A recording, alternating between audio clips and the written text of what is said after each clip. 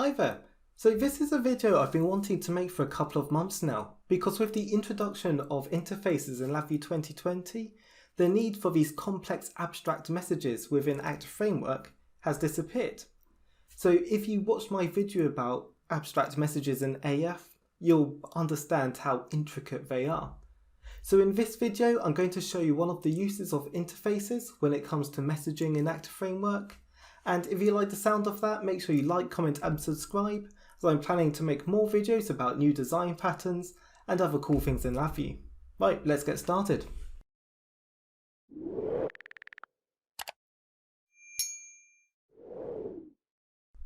I've been working a lot with translation stages and optical encoders, like the one you see on my desk here, and so I thought that would make a nice real-life example of how we can use interface messages within Active Framework in LabVIEW 2020. In this video, we're going to create the interface messaging for this application, where we have three actors called business logic, linear encoder, and user interface, where the data from the linear encoder, which is this actor here, gets sent up to the business logic, then the business logic will forward all of that data down to the user interface.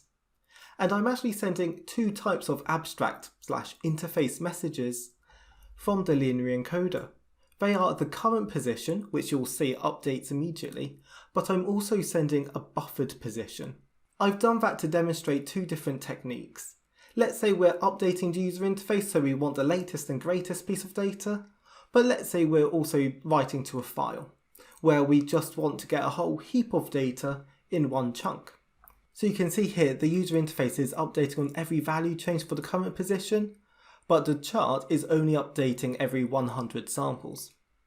And so that's similar to what you would do with a physical piece of hardware, which is why I chose this example.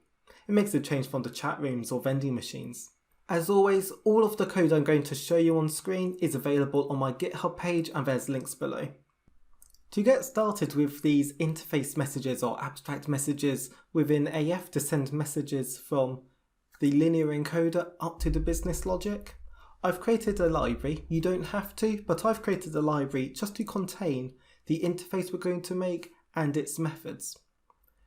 So once you've created the library, which is optional, we're going to add a new interface.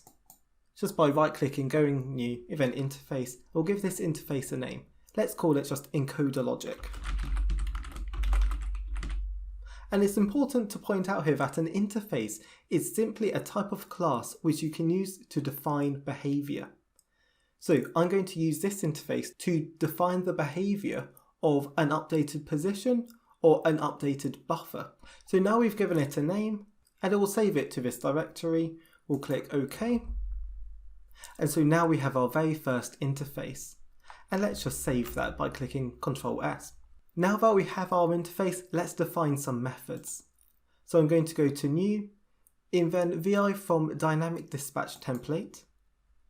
And I'm going to save this method as position updated. And click OK. And when a position updates, it's going to return a brand new double. So I'll put a double onto the connector pane, like so, and call it updated position. And in LabVIEW 2020, we can do Control K to update the icon, which looks quite nice. And I'm going to create another method to say that the buffer is full. So I'll go to New, then VI from Dynamic Dispatch, then I'll save this as buffer full or position buffer full. And again, I'll do Control K to update this icon. And close that and save. Okay, so now I have an interface that's defining two behaviors. A behavior that the buffer could be full and a behavior that the position could be updated. Because the business logic actor, this one, has to interact with these encoders, it needs access to those methods. So I'm going to make business logic inherit from encoder logic interface. And I'll do that by right-clicking the class, going down to properties, then inheritance, then change parent interfaces.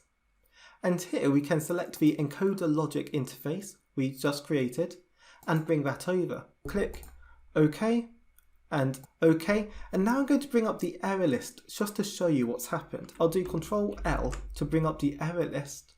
And notice we have a load of errors now, saying that the business logic does not implement at least one dynamic dispatch VI. Whenever you inherit from an interface, you're forming a contract. And so by inheriting, you're saying, I can implement both of these methods. So now what I need to do is right click, go to new, then VI for override, then implement both of these methods. You see it has the star there to mean it must be overridden. And click OK. And we'll save these, and the functionality within these VIs is going to be very minimal. When we receive a position updated, all I'm going to do is send a message to the user interface. And I've already created these messages. I'm just going to say update current position.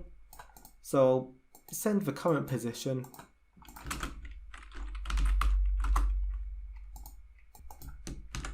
Like so, and I'll do the same for the other method as well. Now that we've implemented those overrides, you'll see we have no errors. So the final thing we have to do is actually create the messages and send them from the encoder logic interface. So let's highlight both of those methods, right click, and then create actor messages. And just so you know, the actor right click menu won't appear unless there's at least one actor in your project. So we'll create actor messages, and it'll do all the typical scripting that you're used to with Actor Framework as it was in 2019 and before, and it shouldn't take too long. Great, so all of that scripting is done, and if we look in our project, we have position buffer is full message and position updated message. Let's head over to the linear encoder actor and actually send those messages. Linear encoder, and then actor call. And so whenever we have a position value change, I want to send value change message. So send position updated message. And I'm going to send that to the caller. And then to update this buffer which I've been talking about, I've created another function, and there's a message here called send add value to buffer.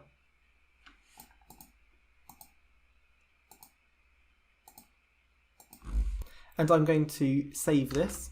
So now whenever there's a value change, I'm sending this message, which is defined by the interface, up to the calling actor, which is the business logic. That's then forwarding it to the user interface. I'm also sending this message, which is to add a value to the buffer. And I've created a buffer within this actor. And I've actually implemented it with a queue. So queues are a really efficient way of creating a buffer. I see many people implementing buffers using an array, but queues make the process so much easier. With the obtain queue function, you can set a maximum queue size. So if that queue size is reached, I get a timeout. So if the timeout is true, I flush the buffer and then enqueue the element which would have otherwise been lost, and I send that buffer to the calling actor.